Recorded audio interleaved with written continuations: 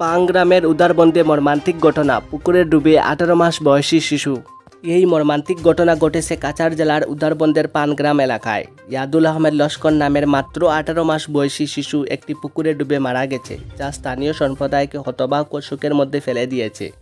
আজ সকালে শিশুটি পুকুরের ধারে খেলার সময় এ ঘটনা ঘটে। দুর্ভাগ্যের মুহূর্ত সে পিছলে পানিতে পড়ে যায়। মর্মান্তিক ঘটনার প্রত্যক্ষদর্শী পরিবারের সদস্যরা তৎক্ষণাৎ কাজ শুরু করে শিশুটিকে পুকুর থেকে টেনে এনে নিকটবর্তী উদারবন হাসপাতালে নিয়ে যায়।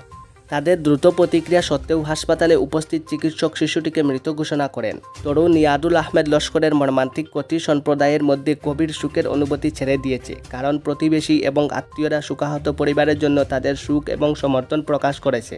শিশুরা যখন জলের কাছাকাছি থাকে তখন এই ঘটনাটি সতর্কতার গুরুত্বের একটি স্মরণীয় অনুস্মারক হিসেবে কাজ করে। স্থানীয় কর্তৃপক্ষ এখনও এই ঘটনার বিষয়ে আরও বিস্তারিত কিছু প্রকাশ করেননি, তবে পুরো সম্প্রদায় একটি তরুণের জীবন হারানোর জন্য শোক করেছে।